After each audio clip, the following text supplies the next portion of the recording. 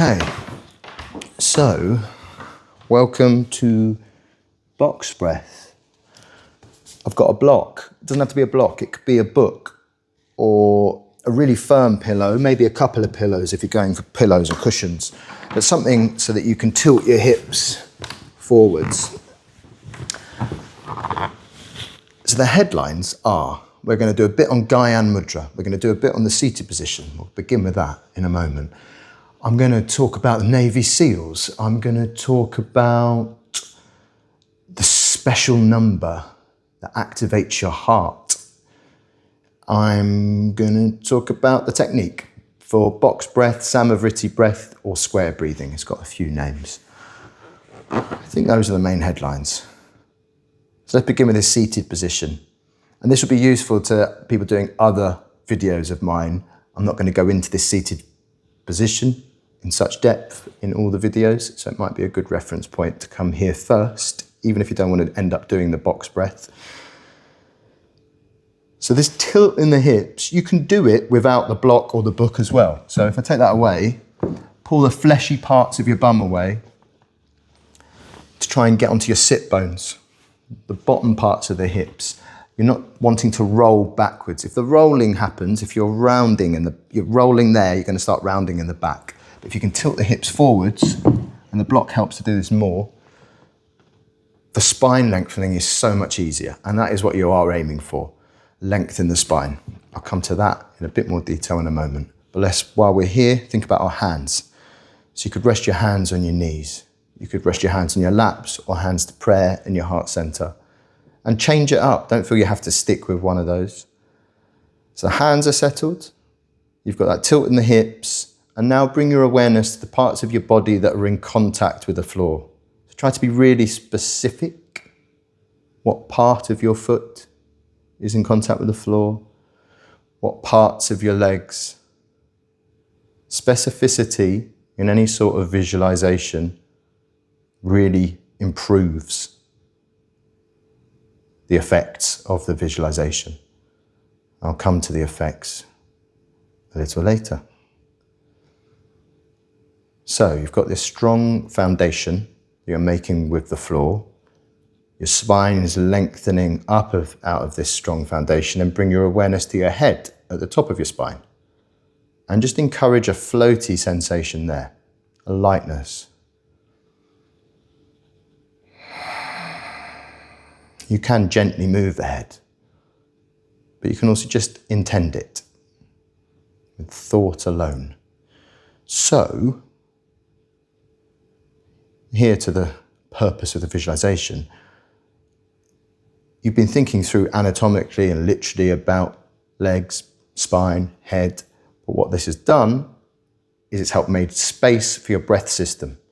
So the reason we don't want to round in the back is just to give our diaphragm and our lungs and our rib cage more space to do the work that it's meant to do and to help it be more efficient. So that's happened as a nice byproduct without you focusing in on making space for your lungs. We're kind of ready to do a bit of breath work, but now I'm going to do a bit on Gyan Mudra. So, this is the energy seal, index finger and thumb. I decided to sit a bit further away from the camera, but I'm hoping this is picking up. But even if you can't quite see it, just cue into my voice, tune into my voice, sorry, cue in. I suppose you could cue in, but tuning in might be better. So yeah, it's your pointing finger and your thumb touching each other. And what that's doing is creating a pathway, an energy pathway that sends the message to the part of your brain that deals with concentration. So you're switching on your concentration. I talk about the nadis in Nadi Shodhana, another breathwork exercise. So if you want to go in more into how ancient yogic wisdom has understood about these energy pathways, then you could listen to that. But if not, just have a Gyan Mudra. And the reason it's Gyan Mudra, there's absolutely tons of mudras. Mudra is energy seal. That translates to energy seal. So the reason we're picking this energy seal is it really complements box breath, because concentration is one of the other benefits of box breath. So you're basically getting 2 for the price of 1 by doing this. But even if you don't do it, you're still going to get some concentration stimulated in your brain. So you could choose to see if there's a difference if you want to do a little test, if you're doing this multiple times. Okay, we're about ready to go into the technique. We'll take 3 deep inhales and exhales before we begin. But just before that, to kind of prepare you for what we're going into afterwards, I always like to plant seeds, and for some people, maybe they just want to do it bit by bit. So I'm sorry if you're that person. Once we do go into it, it's going to be 4s. Inhaling for 4, holding for 4, exhaling for 4, holding for 4. And a slight caveat to the whole video is it might not be for you. If you don't like the holding, don't feel like you have to do this. You don't have to get good at this. It might not be great for your nervous system, and that could be something, that another way into working out how to solve that needs to happen, as opposed to just repetition and forcing it. So if you don't feel comfortable holding, don't do it. Just return to an inhale and exhale without the hold. Ideally, you want to do it in and out through your nose as well, but that doesn't mean you can't do it if you've got a blocked nose. So do whatever works for you, but ideally in and out through the nose. These first 3 inhales and exhales, I'm going to sigh away. So I'm going to let the sound leave through my mouth during those 3, but then when I go into the box breath, oh wow. Just aware, if this is your first time doing a video, hopefully you'll come back. It doesn't have to be as complicated as I just made that sound. Right, here we go. So 3 deep inhales and exhales before we begin. Inhaling now. And away. 2 more. Last one. Inhale. 2, 3, 4. Hold. 2, 3, 4. Exhale. 2, 3, 4. Hold. 2, 3, 4. Inhale. 2, 3, 4. Hold. 2, 3, 4. Exhale. 2, 3, 4. Hold. 2, 3, 4. Inhale. 2, 3, 4. Hold. 2, 3, 4. Exhale. 2, 3, 4. Hold. 2, 3, 4. Inhale. 2, 3, 4. Hold. 2, 3, 4. Exhale. 2, 3, 4. Hold. 2, 3, 4. Inhale. 2, 3, 4. Hold. 2, 3, 4. Exhale. 2, 3, 4. Hold. 2, 3, 4. Inhale. 2, 3, 4. Hold. 2, 3, 4. Exhale. 2, 3, 4. Hold.